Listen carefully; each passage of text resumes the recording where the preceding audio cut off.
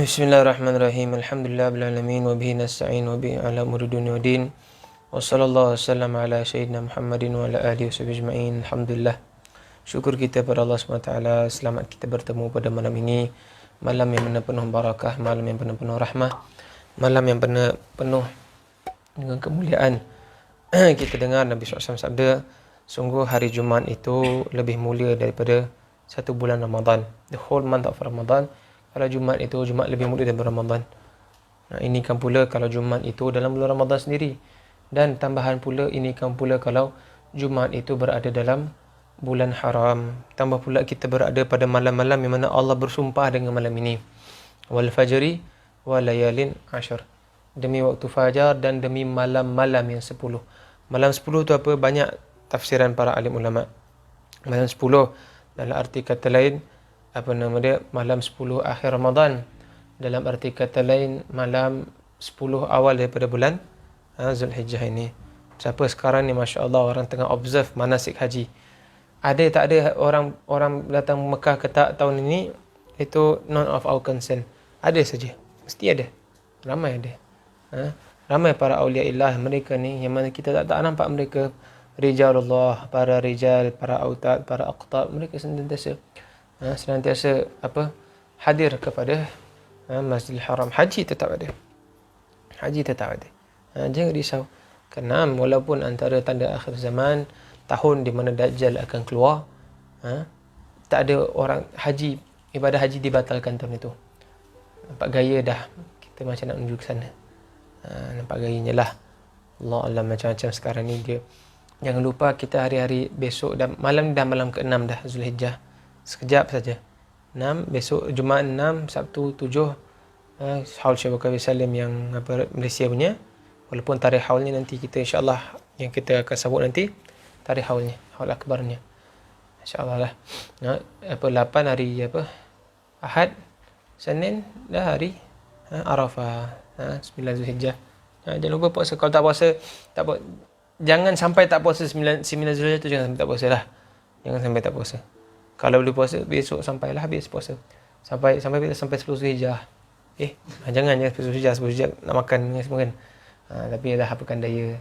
Tak boleh kumpul ramai-ramai yang kita makan apa-apa yang ada saja. Tapi at least kita istimewakan hari raya tu. Maggi istimewa tak? Istimewa Maggi lah kita makan. Itu dia. Syekh Butuki sebab apa dia kadang orang raya haji punya lah tak umpamakan pun. Maggi mi pun tak bikin tau. Pasal apa? Dia kata raya haji ni, alhamdulillah. Orang kalau dia hidupkan raya haji, dia lebih bermakna daripada hidupkan Ramadan. Hidupkan daripada 1 sampai 9. 1 sampai 30 Ramadan, syaitan tak ada. Tu boleh mujahadah, itu dia. Tapi siapa yang 1 sampai 9, ini dia boleh mujahadah lawan sama macam Ramadan. Tak ada tarawih je kan. Tak. Apa ada beza tak? Tak ada beza. Boleh buat tasbih tak? Boleh. Ada buat. Kan, second question kan, itu tak apa kan, jangan tanyalah. Kan dah tahu kita tak buat, kenapa tu? Kenapa tanya buat apa tak kan? Itu dia. Tak ada tarawih saja. Tak ada tarawih dengan tak ada asyhadu an la ilaha illallah. Tapi tu apa dia? La ilaha illallah dadalayali wadduhur. Itu dia. Baca paginya kita siam, malamnya kita qiyam. Baca panjang tak begitu panjang, 20 minit kita kira. 20 ke 30 minit juga kadang-kadang. Nanti kalau kita pergi menghidupkan, patut tambah pula hari raya haji ni hari raya rohani tau. Hari raya Idul Fitri itu hari raya jasmani, jasad saja. Hari raya haji ni hari raya rohani. Rohani. Kan. Tambah pula kita sunnah hari raya nanti, lepas subuh boleh makan? Tak disunatkan disunatkan kita tak makan. Kalau kita makan apa hukum dia? Makruh. Makruh kan, siapa lawan bagi sunnah tu makruh. Makruh kalau kita makan. Jadi sunnah kalau kita tak makan. Sampai bila? Sampai malam? Jangan. Kita puasa dah. Haram berpuasa hari tu. Haram puasa pada hari haji. Itu buat apa? Tahan, menahan diri. Sampailah bila? Sampailah setelah selesai khutbah hari raya, at least. Kalau orang mana ada melakukan ibadah korban, setelah selesai ibadah korban baru dia makan. Apa ni dia makan? Benda pertama dia makan apa dia? Hati. Tu spesifik. Hati akan lembu ataupun kambing. Ayam tak boleh lah, tak valid. Itu dia. Hati ataupun hati lembu ataupun kambing. Kalau unta, kalau kat Mekah unta lah. Itu dia. Itu dia. Kalau ada yang mana ada buat ibadah korban tahun ni, jangan lupa banyakkan berdoa pada Allah SWT. Walaupun tak boleh buat hantar dekat Malaysia, jangan sampai kita ni tak ada hantar. One family mesti ada hantar. Mak abah ada hantar. Ada hantar. Ada hantar. Tak tahu. Kenapa tak tanya? Mak abah ada hantar. Tahu. Hantar apa? Tak apalah. Kena kata. Ibadah korban mesti ditunaikan. At least kalau tak mampu seorang satu ekor kambing ataupun satu ekor lembu ataupun satu bahagian lembu, at least dalam one family tu adalah 1 tahun saja ke seumur hidup sekali? Setiap tahun. Kaya, duit dalam bank masyuk, tapi haram jadah, seekor lembu pun tak ada. Ni lembu-lembu yang mana kita nak gunakan ni untuk apa tahu? Bukannya untuk Allah Ta'ala. Bukannya daging tu bukanlah dah sembelih potong-potong semua bawa masuk ke masjid. Susun. Api sambah ni seram juga kan. Itu zaman Nabi Adam, yalah boleh lah kot. Ni zaman kita tak ada api-api sambah. Kan? Apa nama dia, Masa Syed Muhammad? Daging tu untuk apa? Makanlah, bagi pada fakir miskin. Ada pembagian-bagian dia, sepertiga untuk fakir miskin, spesifik. Sepertiga untuk orang lain. Sepertiga untuk kita sendiri. Ada banyak panjang, ada itu banyak pendapat-pendapat ulama dalam pembagiannya. Itu dia. Memang to enjoy daging. Khususnya pada fakir miskin, masya-Allah. Bila kita akhir dia orang setahun penuh ni makan apa saja. Kita masya-Allah senang je kerana Food Panda kan sampai daging kan. Mereka bila nak makan telur pun kadang tak ada. Kadang makan nasi dengan air garam saja tahu, not even kicap tahu. Itu kita kalau boleh tolong. Tapi apa yang mana Allah Ta'ala nak sebenarnya daripada ibadah korban ni? Allah dah sebut dalam Quran, la yanalullahu luhumuha wala dima'uha walakin yanallahu taqwa minkum. Al-ayah. Tidak sampai, bukan tak sampai saja, Allah tak perlukan. Tidak sampai pada Allah Ta'ala daging dan darahnya. Daging itu kau bikinlah makan sate ke apa ke, sop ke, kena silakan. Wala dima'uha, darah pun kau nak kumpul darah buat baja, silakan. Darah kita tak boleh minum lah, jangan lepas dulu. Itu dah macam penyembah setan lah, black metal kan. Itu dia. Walakiyanallahu taqwa. Tapi yang sampai pada Allah tu takwa. Pasal apa? Nak murah ke lembu? Murah aja, kalau orang kaya murah ke? Kan? Kaya tak? Tak kaya masalahnya, kan tukang tu mahal. At least, tapi boleh kumpul tak? Boleh, satu bahagian lembu afdal kita buat dalam Malaysia, tapi letaklah tapi at least cuba dapatkan kita ni tak boleh hantar kat Malaysia, hantar luar negara. At least lah kita jumpa Zulhijjah tahun depan, kita ada RM600 dalam tangan kita. Apa satu bulan berapa ringgit? RM50 saja. Betul tak? Kan 50 kali 12 berapa? 600 lah kan?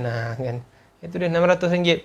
Ada RM600. Dengan RM600 tu okey, boleh beli apa? Sebagian lembu, okey.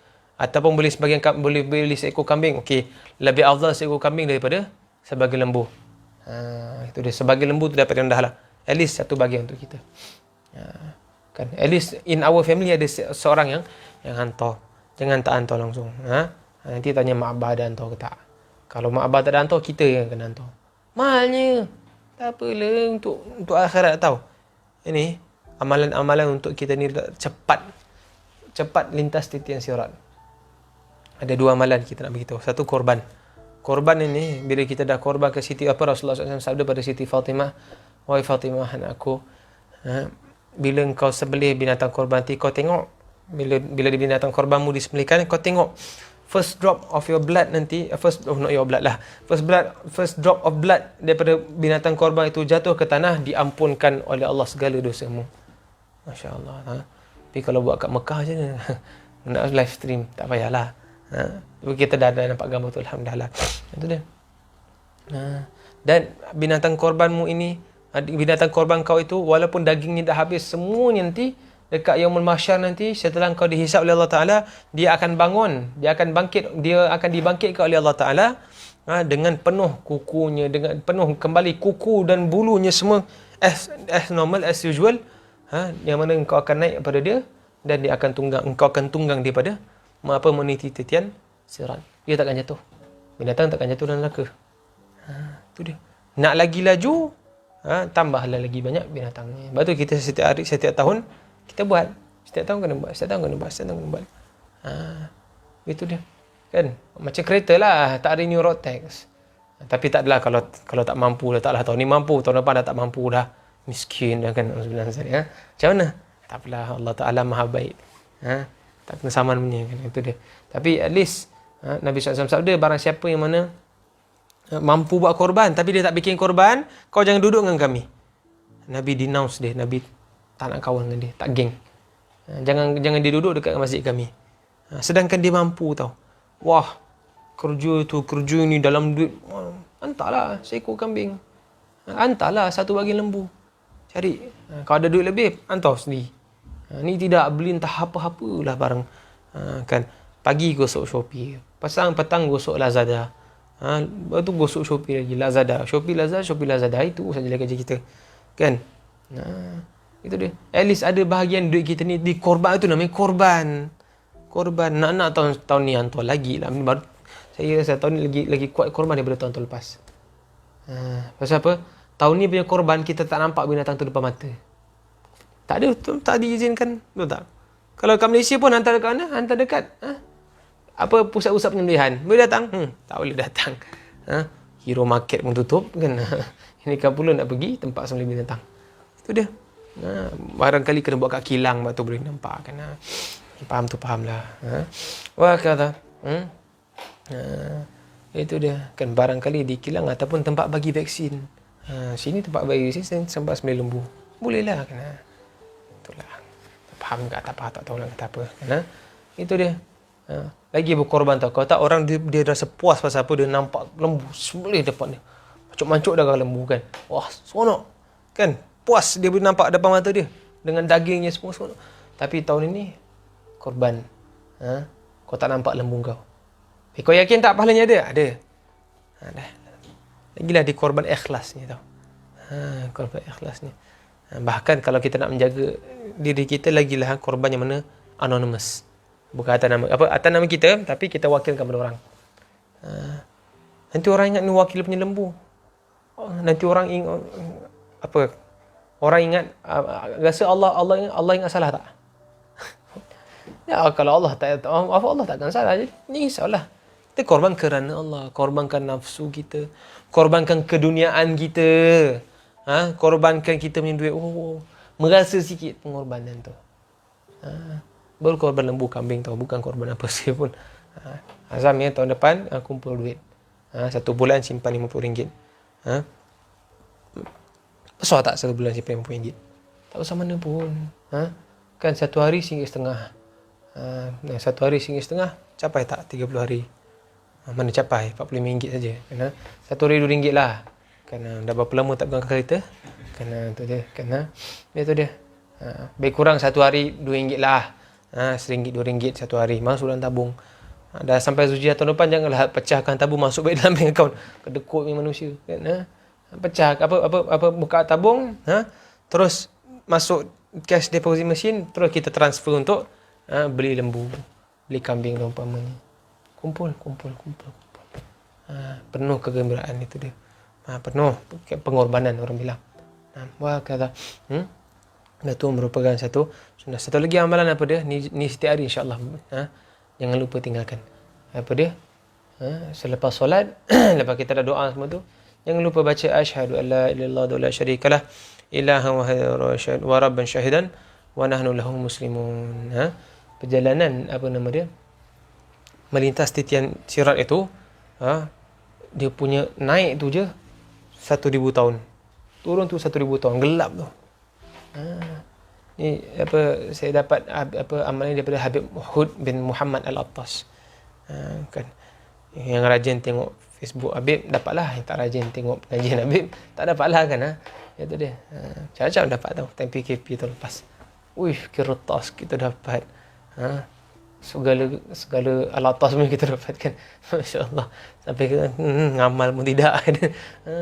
Tapi yang mana saya ingat sampai sekarang, yang mana kita pembawa amal dari dulu, berijazahkan. Siapa nak Apa dia? Iaitu baca selepas solat, lepas doa semua, asyhadu an la ilaha illallah wa la syarikalah ilahu wa rabbana syahada wa nahnu muslimun. Disebutkan siapa yang mengamalkan ini dengan tulus niat, tulus ikhlas hati dia, maka Maksud Sayyidina Muhammad, insya-Allah dia punya nak lintas titian sirat itu, daripada 2000 tahun perjalanan jadi 4 hasta saja. 4 hasta perjalanan berapa lama? Berapa jauh? 2 hasta 1 meter. 2 meter saja. Masya-Allah. Melainkan kalau awak larat lah nak jalan 2000 tahun, sekati, itu dia. Yang mana jalan tu laju dapat insya-Allah. Amalkan, jangan tak amalkan. Jangan tak amalkan. Saya ijazahkan kepada semua orang yang mana nak mengamalkan. Saya ijazahkan kepada saudara-saudari, mak abah, saudara-saudari, adik-beradik, tok nenek, anak beranak, bakal isteri, suami, bakal suami tak boleh bahaya. Itu dia kan, untuk mengamalkan asyhadu an la ilaha illallah wa syarikalah ilahu wa rabbana muslimun pada anak-anak, cucu-cucu, cicit-cicit, segala 7 keturunan atas dan 7 keturunan bawah. 7 keturunan, segala keturunan ke bawah dan ke atas. 7 kan. Dia kalau 7 tu semualah. Itu dia. Ijazahkan semua. Yang dalam tulang-tulang sulbi ni pun semua dengar ni semua. Ijazahkan. Jangan lupa nanti bila dah lahir nanti amalkan, jangan tak amalkan. Untuk lintas titian sirat. Wa in minkum illa waridha. Tidaklah daripada kamu ni melainkan akan lintas juga. Titian sirat ni semua orang akan kena. Mahsyar semua orang akan kena. Hisab dan juga mizan tak semua orang kena. Sirat ya kena.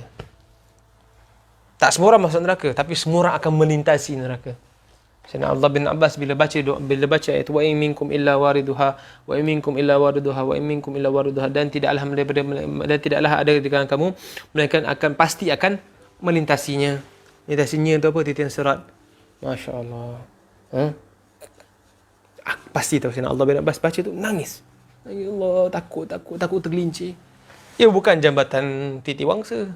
Kan, dia bukan jambatan gantung, tak kan, dia bukan jambatan Pulau Pinang, kan, tidak.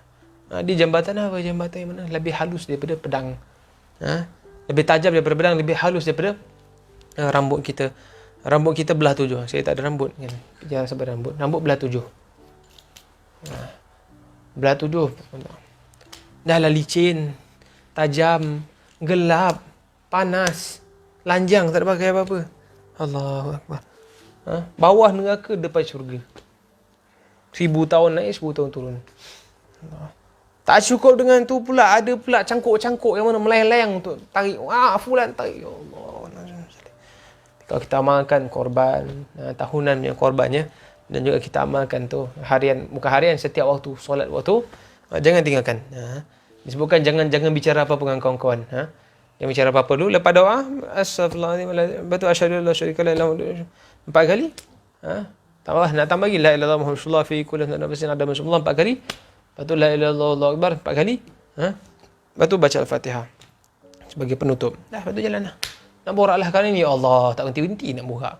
Time maulid nak borak, time mengaji nak borak, time semua mak nenek nak borak. Janganlah, jangan. Nasiblah antara perkara membatalkan solat tu bercakap dalam solat. Kalau tak dalam solat pun nak borak. Allah, tak senonoh. Jangan je, lepas solat nanti dulu. Kalau melainkan kalau urgent dan sebagainya kan nak. Sekatilah. Kalau tak urgent, fokus. Dengan kita dengan Allah Subhanahu wa taala.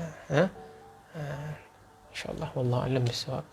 Kita sedikit kita kongsikan tentang ibadah korban pada hari ini. Mudah-mudahan Allah Ta'ala berkati kita.